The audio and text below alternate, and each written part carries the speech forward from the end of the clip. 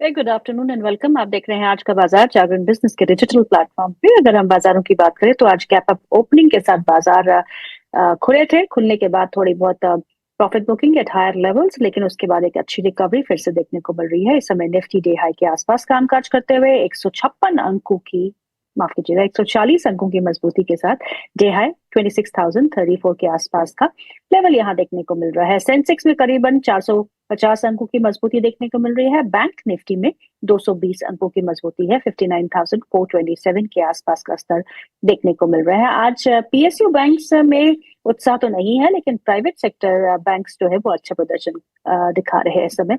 अगर आज के बजिंग सेक्टर्स की बात की जाए तो बजिंग सेक्टर्स में मेटल स्पेस यहाँ पे काफी अच्छा प्रदर्शन दिखाते हुए, और मेटल इंडेक्स जो है करीबन 1.5% ऊपर कामकाज करते हुए। अगर निफ्टी के टॉप गेनर्स की लिस्ट को देखा जाए तो सबसे ऊपर टाटा स्टील करीब करीब 2.5% का इजाफा है। 171 के आसपास का स्तर देखने को मिल रहा है। हिंडाल्को 2.5% ऊपर कामकाज करते हुए 845 के आसपास का स्तर यहाँ बना हुआ है। Larsen and Toubro infra space से जुड़ी हुई कंपनी है, यहाँ पे भी अच्छा मोमेंटम देखने को मिल रहा है। करीब करीब 2% का इजाफा है। इटर्नल में कल भी एक अच्छी बॉयंसी थी और टॉप गेनर्स में शामिल था। आज भी यहाँ पे करीबन 1.25% का 1.5% का इजाफा है। 296 के आसपास का स्तर देखने को मिल रहा है। और लूजर्स की लिस्ट में कंजम्पशन स्टॉक्स आज फिर से दबाव में देखने को मिल रहे हैं। Hindustan Unilever, Asian paints, Bajaj auto, in fact IT space में भी आज थोड़ा बहुत दबाव देखने को मिल रहा है।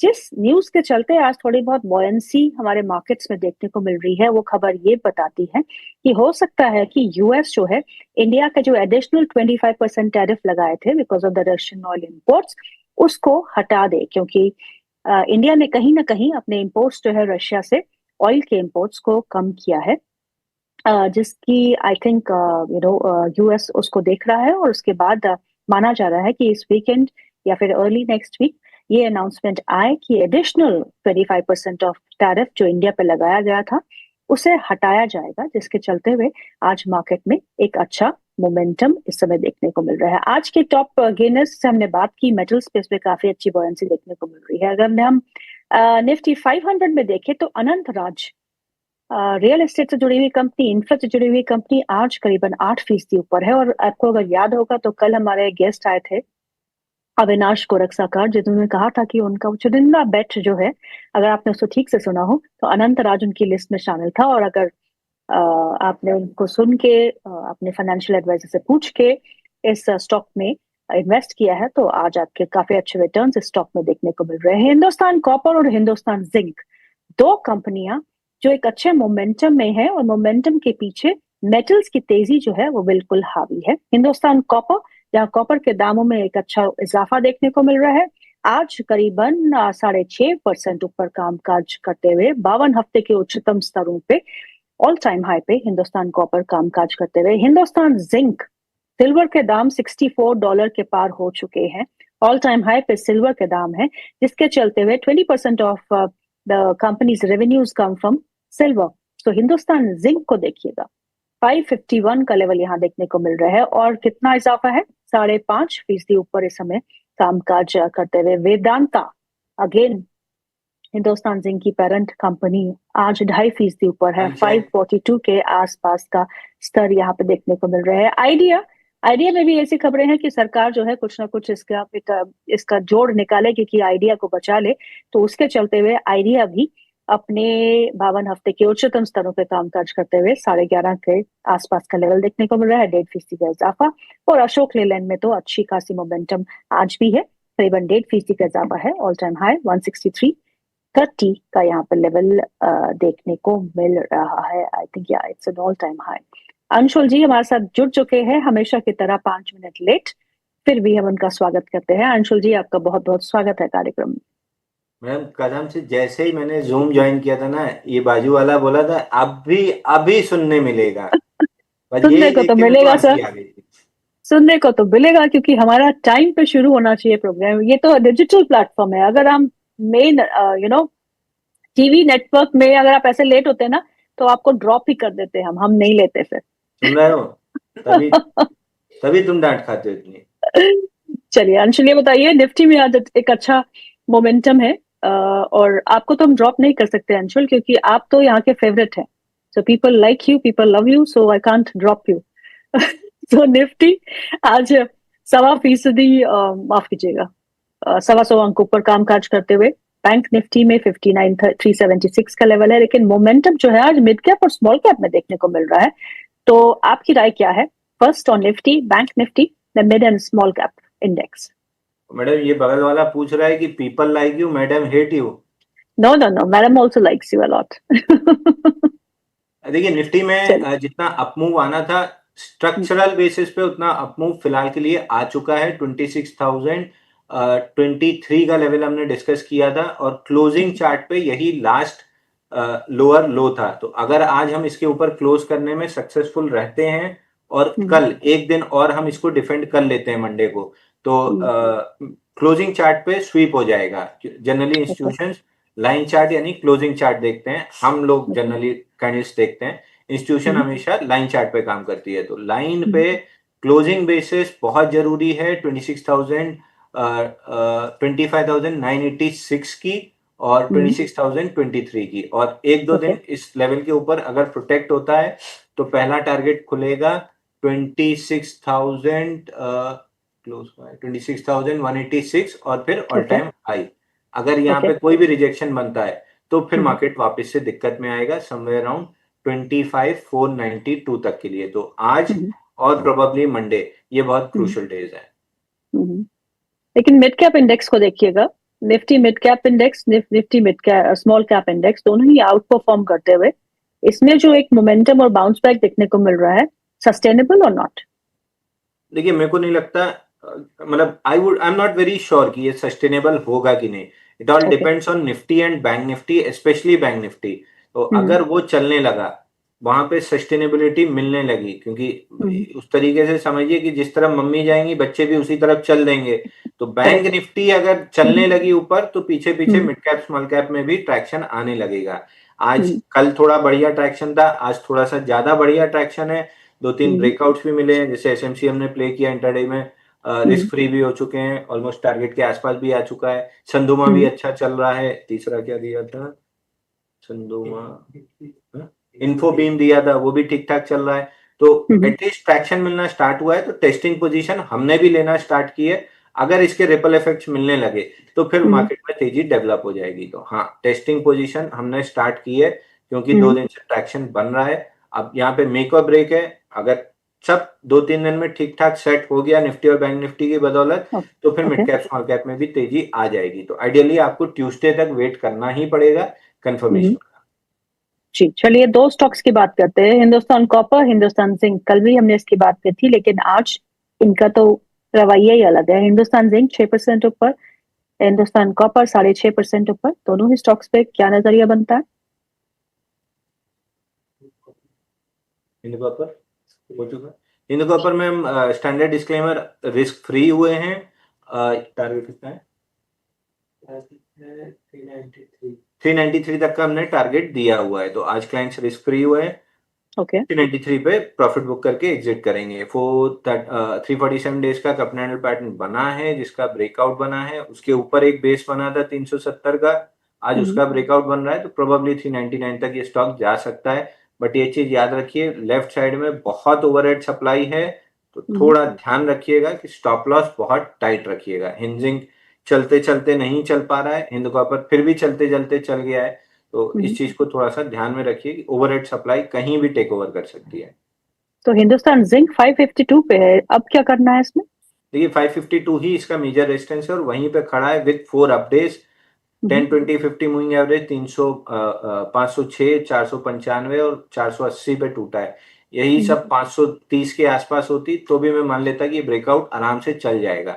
मे बी ये ब्रेकआउट चल जाएगा, ब्रेकआउट का टारगेट 616 भी आ जाएगा, बट मेरे को कॉन्फिडेंस नहीं आ रहा है, तो मैं नहीं प्ले कर रहा हूँ उसको। चलिए मेटल स्पेस में कुछ और काउंटर्स को देखते हैं। आज वेदांता 542 एक अच्छा ब्रेकआउट के साथ एक अच्छा मोमेंटम यहाँ देखने को मिल रहा है। टाटा स्टील 170 2.5% ऊपर है, हिंडाल्को 2.5% ऊपर है, एनएमडीसी 2% ऊपर है, जेएसडब्ल्यू स्टील सेल में भी 1.5% का इजाफा देखने को मिल रहा है। इनमें से कोई ऐसा स्टॉक जो आपको चार्ट्स पे बहुत अच्छा लग रहा हो?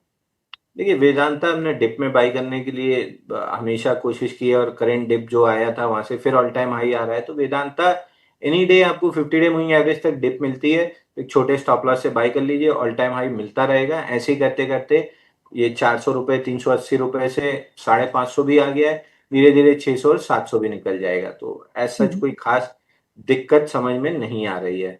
दिक्कत एक ही जगह है, टाटा स्टील में, जो 176 नहीं बचा पाया था, तो धीरे धीरे करके शायद एक बार 152 आएगा। तो मेरा बाइंग इंटरेस्ट या तो प्रॉपर स्ट्रक्चर बन जाए तब आएगा, या फिर 152 के पास किसी को बॉटम फिशिंग करनी है तो कर सकता है। मैं जनरली बॉटम फिशिंग नहीं करता। ओके, हिंडाल्को चलिए। हिंडाल्को में भी वापस ऑल टाइम हाई की तरफ चले हैं। 50 डे मूविंग एवरेज में जो डिप आई थी 781 बाई हुई है, ऑलमोस्ट ऑल टाइम हाई के पास है। 862 निकलता है तो 900 और 1050 जो टारगेट है वो भी आ जाएगा। तो मेटल अच्छा चल रहा है, धीरे धीरे डिप पे बाई करते रहिए। मुझे पता है अंशुल, आपको रियल एस्टेट बिल्कुल पसंद नहीं है और आप इस सेक्टर से दूरी रहते हैं, लेकिन इसका एक स्टॉक मैं आज डिस्कस करना चाहूंगी, वो है अनंतराज। आज करीबन 7.5% ऊपर इस समय कामकाज कर रहा है, 543 के आसपास का लेवल देखने को मिल रहा है। इस स्टॉक में कितनी उम्मीद रखनी चाहिए, बिकॉज वॉलेंसी तो बहुत ज्यादा है। देखिए, मैं बहुत ज्यादा उम्मीद तो नहीं रखूंगा। दैट बीइंग सेड, मंथली पे एक बड़ी ब्रेकआउट कैंडल थी। मंथली पे 1 सितंबर को उसी का लो स्वीप हो रहा है फिलहाल। डेली पे भी हैमर बना था। 50 डे मूविंग एवरेज 590 तक बाउंस बैक आ सकता है। मंथ एंड तक वेट करना पड़ेगा। अगर हैमर बना तो अप ट्रेंड कंटिन्यू होगा, और मंथ एंड तक 511 के नीचे क्लोज किया तो 413 एंड डाउन मूव ट्रिगर होती हुई दिखेगी। तो मंथली पे और वीकली पे मेक और ब्रेक के आसपास है। डेली पे अगर आपको बाउंस बैक प्ले करना है तो 588, 590, 50 डे मूविंग एवरेज तक प्ले कर सकते हैं। केन्स पे क्या करना है? एक अच्छी रिकवरी खेलनी है या नहीं, छोड़ देना है? ये गेन्स अभी मैंने मनी नाइन पे बहुत डिटेल में समझाया था। आप बोले तो यहाँ पे भी चार्ट खोल के एक बार मैं डिटेल समझा में दीजिए। समझा दूंगा। क्योंकि केन समझने के लिए आपको पहले ट्रेंड समझना होगा। आपको पहले, भाई मैं फिर भूल गया दोनों 300 कौन से बताए गए, ट्रेंड, डिक्सन डिक्सन और एक और हम्म, कौन सा था। आप देखिए, आप देखिए पहले केन्स। हम्म,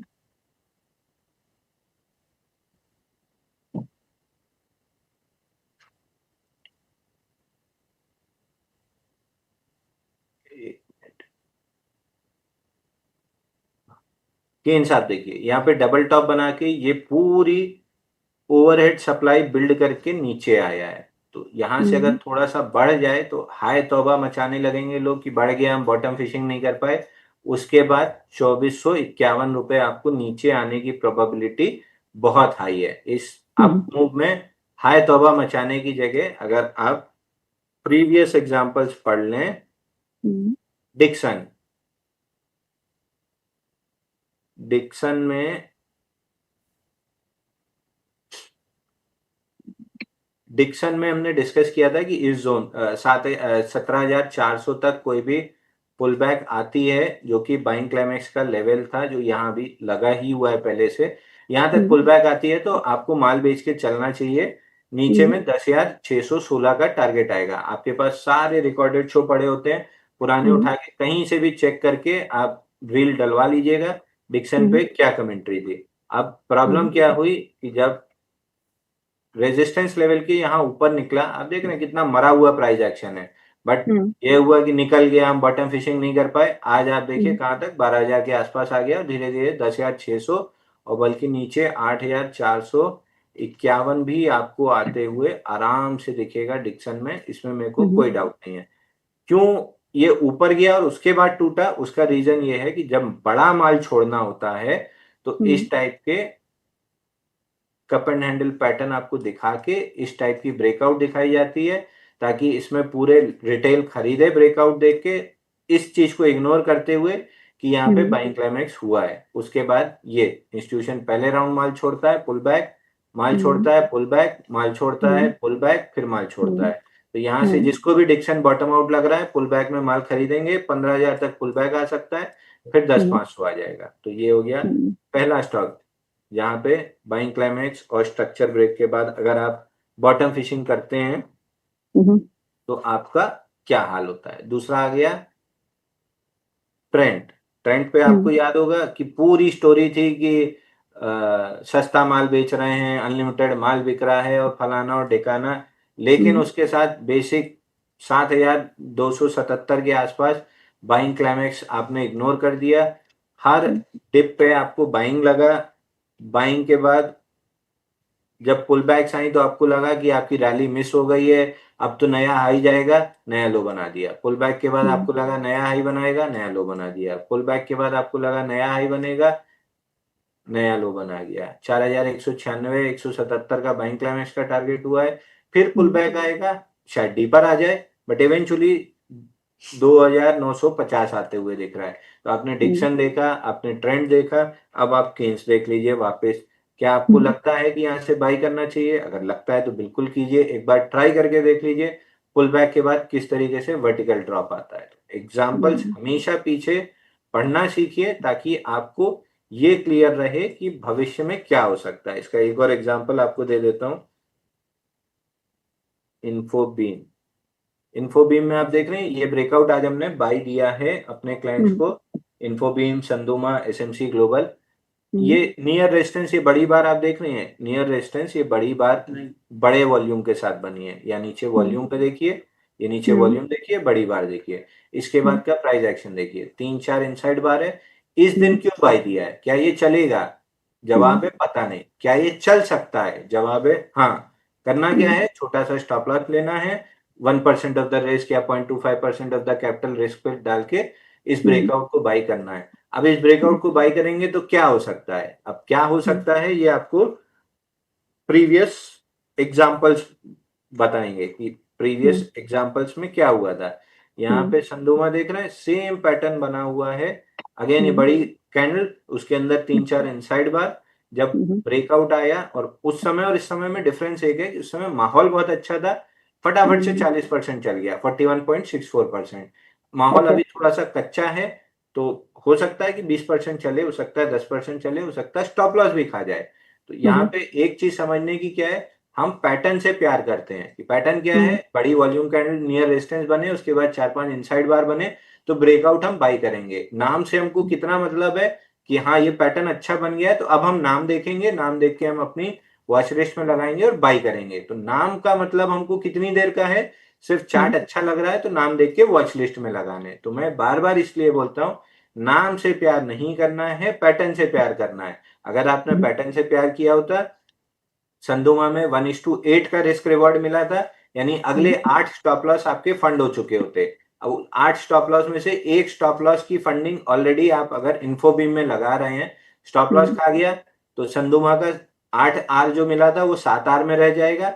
और अगर चल गया इन्फोबीम और यहाँ भी 4-5-6-8 आर मिल गया, तो अगले फिर आपके 7-8 स्टॉप लॉस फंड हो जाएंगे। और संदोमा आज हमने वापस इसलिए बाय दिया, इस मूव के बाद ये पूरी बड़ी मूव में आप वॉल्यूम नीचे देखिए, और उसके बाद इस फ्लैग के अंदर, इस फ्लैग के अंदर आप वॉल्यूम देखिए। यहाँ पे ये एक्यूमुलेशन वॉल्यूम था, ये एक्यूमुलेशन वॉल्यूम था, आज एक्यूमुलेशन वॉल्यूम है, ये एक्यूमुलेशन वॉल्यूम था, ये एक्यूमुलेशन वॉल्यूम था, और डाउन कैंडल्स में एकदम मरा मरा सा वॉल्यूम था। तो हम प्रीएम्प्ट कर रहे हैं कि ये फ्लैग का ब्रेकआउट देके लंबा चलेगा, इसलिए जब फ्लैग के बॉटम के आसपास से ये टाइट रेंज 4 दिन की बनी और इससे ब्रेकआउट बना, तो हमने बाई तुरंत दे दिया। अशोक लेलैंड के चार्ट्स क्या बोलते हैं? वो भी अपने ऑल टाइम हाई पे है, आज 2.5% ऊपर है, 2.25% ऊपर।